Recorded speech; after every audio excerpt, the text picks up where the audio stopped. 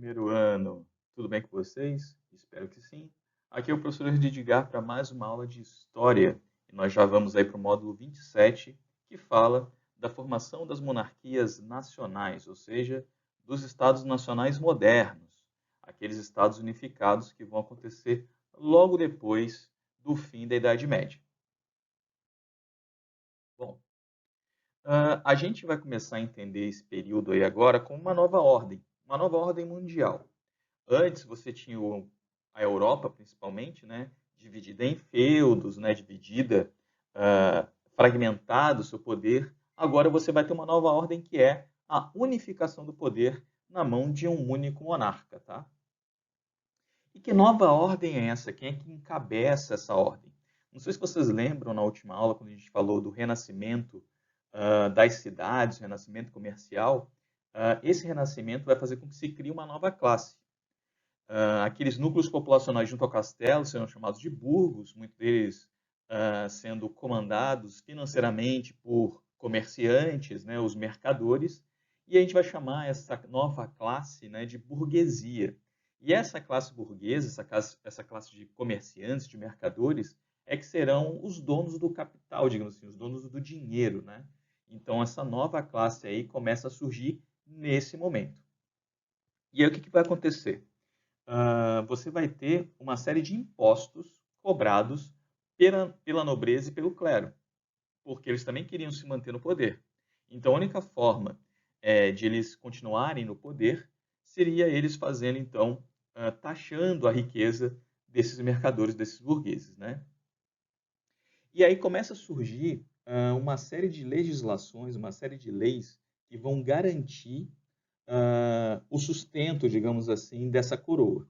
Então, você vai ter uma série de barreiras alfandegárias, ou seja, imposto para quem comercializa, um sistema de pesos e medidas, porque cada lugar tinha um sistema de pesos e medidas diferentes, eles vão tentar unificar isso tudo. Você também vai ter uma série de moedas diferentes, cada feudo, né, formou ali, digamos assim, suas moedas, e as leis também eram diferentes. Tudo isso de feudo para feudo. E isso dificultava a vida dos mercadores que ia de feudo em feudo.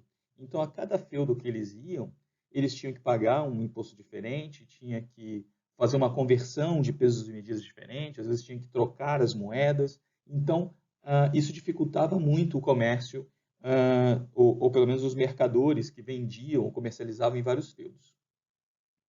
E aí a única solução encontrada, tanto por burgueses como para, digamos assim, a corte principal desses reinados, foi exatamente a centralização monárquica. Porque se você centraliza a monarquia, você também consegue centralizar as leis, centralizar a moeda e centralizar também a cobrança de impostos. E aí o que vai acontecer? Rei e burguesia vão se unir para emancipar algumas cidades e centralizar o poder. Então, o que vai acontecer? Essas cidades ou esses núcleos populacionais que viviam em torno do castelo vão começar a ser independentes do senhor feudal ou daquele vassalo que comandava aquela galera. E aí essa galera agora vai ser independente do rei, vai ser independente desse feudo, e essas cidades agora vão poder compor, digamos assim, uma nova nação, uma nova pátria comandada por um único rei, tá? E como é que isso vai acontecer? Não sei se vocês lembram, quando a gente está falando lá de feudalismo, né? As pessoas fugiram das cidades com medo dos saques, dos povos germânicos e etc. E aí o que essas pessoas buscavam? Buscavam um sustento, né? Que seria plantar, colher, enfim, trabalhar nas terras do senhor feudal, mas elas também buscavam muito segurança, né? E aí o que vai acontecer? Para garantir a segurança das pessoas, essas pessoas que agora queriam ser independentes do feudo, essas monarquias nacionais vão criar exércitos nacionais. Então, como é que vai ser criado esse exército nacional? Exatamente financiado pela burguesia. Então, a burguesia vai dar o dinheiro para esses nobres poder contratar soldados, ou poder pagar soldo aos soldados, para que eles possam, então, combater em nome de um único rei e proteger, digamos assim, a população desse lugar. A gente gosta de chamar isso de monopólio da força. Por que monopólio da força? Porque antes, né, acontecia que cada feudo tinha a sua guarda, né, dos seus vassalos, dos seus guerreiros, e aí esse poder ou essa força, o rei, quando faria uma batalha contra o país, ele tinha que ir de feudo em feudo, recolher os soldados para fazer o seu exército e lutar contra um outro rei ou um outro reino. Agora não. Agora o que acontece? Como você vai profissionalizar esse exército, através de um pagamento, inclusive, para esses soldados, você tem um exército nacional ao seu dispor. E essa força é monopolizada por esse rei, por essa figura central, por essa monarquia centralizada que vai acontecer a partir do Estado Nacional Moderno. Então, o surgimento desse Estado Nacional Moderno, né, ou dessa monarquia centralizada, né, a burguesia vai unificar os mercados, então vai unificar o sistema de pesos e medidas, vai unificar a moeda, e a monarquia vai centralizar aí a justiça, o exército, as leis e a moeda. Então você vai ter aí a unificação de várias questões que estavam descentralizadas, né, no feudalismo, você vai ter agora a unificação dessas características aí. Como é que aconteceu isso na França, né? Na França você vai ter a dinastia capetinga, que sucedeu lá a dinastia merovingia, a dinastia carolíngia. Depois da dinastia carolíngia vem a dinastia capetinga, ela que vai iniciar ali a centralização do poder. O Filipe Augusto, né, vai consolidar essa centralização. Ele vai começar a supervisionar os tribunais feudais, então ele vai tentar unificar as leis da França e também vai criar ali o Exército Nacional. Então ele vai fazer também o monopólio da força. O Luís IX vai usar os preceitos religiosos e o proveito político, então ele vai falar que ele é o cara escolhido por Deus para governar a França.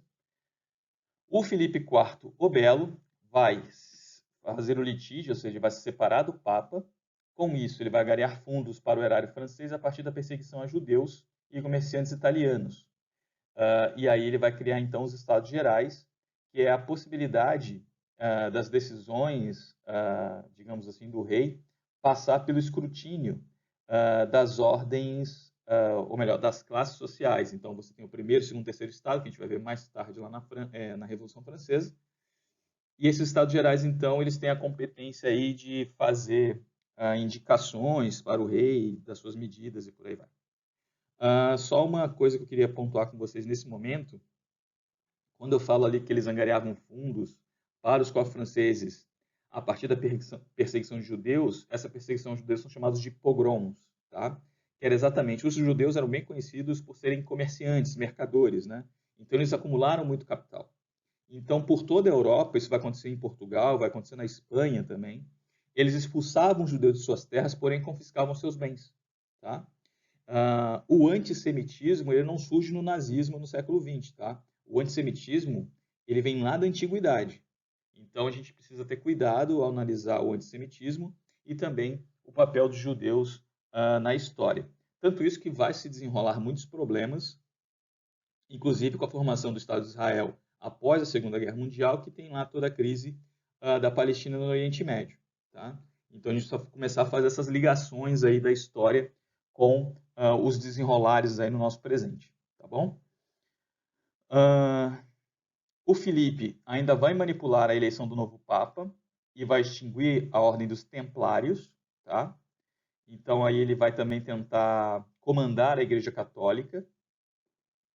E por último, né, quem vai de fato realizar a centralização final do Estado francês vai ser a dinastia Valois, com Felipe VI, após a Guerra dos 100 Anos, que vai trazer esse sentimento de nacionalismo. Então, o que acontece? A Guerra dos 100 Anos é uma guerra que acontece entre França e Inglaterra, como sempre, né, na Europa, e a França, então, vai utilizar dessa guerra para formar esse ideário nacionalista. Então, nós, franceses, lutamos contra a Inglaterra, né? Então, tem todo o ideário francês aí, ou de nacionalismo francês começado aí na Guerra dos 100 Anos. Então, eu queria só, a partir daqui, recomendar duas coisas para quem tiver interesse, né? Para quem está interessado, ou para quem é interessado nessa onda de Oriente Médio, guerras e tal, eu maratonei fim de semana passado uma série que tem na Netflix chamada Fauda, que fala então desses conflitos que acontecem lá em Israel com os palestinos. É uma série de ação bem legal, bem bacana, então recomendo para quem quiser assistir, acompanhar e se divertir nesses tempos de quarentena, é uma série muito boa. E também tem uma série de livros daquele escritor que eu já falei para vocês, eu acho que eu já falei para vocês, chamado Bernard Cornwell, tá? E aí tem uma trilogia chamada A Busca do Graal, tá? E aí tem o Arqueiro, o Andarilho, o outro eu esqueci o nome, tá? Mas é exatamente a história de um arqueiro que luta na Guerra dos 100 Anos, e aí desenrola a história dele, ele tem algumas questões aí, ele não sabe se ele é francês, se ele é inglês, enfim. Leia um livro que vocês vão entender, tá? Então recomendo essas duas coisas aí para quem estiver interessado em ampliar os seus conhecimentos e se divertir ao mesmo tempo, porque o livro do Bernard Cornwell é muito bacana, tá? Bom, e como é que aconteceu então a centralização da monarquia na Inglaterra, tá? Você vai ter a invasão normanda de Guilherme, tá? Então, os normandos, que são os povos escandinavos, vão começar a invadir a Inglaterra. E aí, mais uma dica, eu já falei isso para vocês também, mas vou ser repetitivo. Tem um seriado na Netflix também chamado O Último Reino, que fala aí da invasão normanda, ou dos Danish, né, na Inglaterra. Então, é bem bacana também, recomendo que vocês assistam. Essa conquista normanda, tá? Do, do território inglês vai fazer com que eles dividam o reino em condados, então terão vários condes, tá? E aí eu não sei se vocês lembram, né? Eu já falei isso em aula. Os condados, os condes eram responsáveis por produzir alimentos e os marqueses por defender as fronteiras, tá? Então você tem aí no caso uma divisão do reino de condados para produzir riquezas. Você vai ter aí a figura do xerife ou dos sheriffs, né?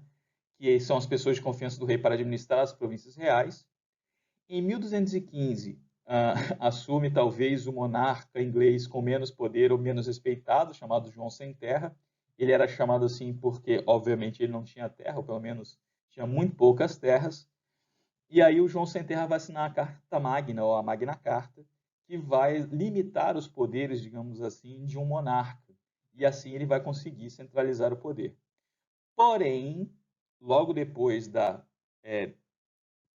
derrubada ou da queda do João Sem Terra do poder, acontece a Guerra das Rosas.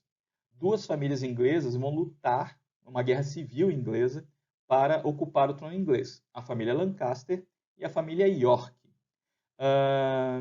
Recomendo para você, olha só quantas dicas culturais nessa aula de hoje, né? Tem um seriado, mas aí eu acho que não tem em streaming, não tem no YouTube. Tem um canal de streaming chamado Stars, tá? Que tem lá, mas talvez vocês encontrem baixando nas bibliotecas da internet da vida. Um filme chamado, uma série chamada A Rainha Branca, que se passa aí nessa disputa entre a família Lancaster e a família York. E também tem um livro do Ian... agora não vou lembrar. Que também tem aí uma ficção histórica, né? Chamado A Guerra das Rosas, que conta então a história da luta entre a família Lancaster e a família York, tá? E a Inglaterra vai se tornar um país centralizado, uma monarquia centralizada, no ano de 1485 com o Henrique VII. Porque o que vai acontecer? A família York e a família Lancaster vão disputar a coroa. Um momento vai ser a família Lancaster que vai assumir a coroa, outro momento a família York, por aí vai. E elas só vão entrar num consenso quando uma outra família, a família Tudor, do rei Henrique VII, aí, assume a coroa. E aí, de fato, a Inglaterra se torna um estado centralizado. Isso vai dar alguns problemas, porque a família Tudor é uma família problemática, inclusive tem um seriado sobre a família Tudor também, se você estiver interessado, tem várias temporadas. Nossa, quantas dicas culturais, hein? Pois é, tem bastante coisa sobre esse período aí da centralização monárquica na Europa, vários conteúdos culturais, várias séries, filmes, etc. É só vocês pesquisarem, livros também, tá? É só vocês pesquisarem que é bem bacana. Bom, pessoal, por aqui era isso, a aula de hoje era isso. Eu agradeço muito a vocês, espero que vocês leiam a apostila, realizem as atividades. Eu só queria fazer um detalhe aqui, um destaque. Hoje à tarde, para quem for assistir esse vídeo hoje, obviamente, talvez vocês não assistam hoje, mas hoje à tarde eu vou fazer a correção dos 2 capítulos anteriores e da aula anterior. essa aula de hoje, as duas que vem na próxima semana, eu vou corrigir as atividades na próxima quinta-feira. Tá bom, galera? Muito obrigado, um abraço para vocês e até a próxima!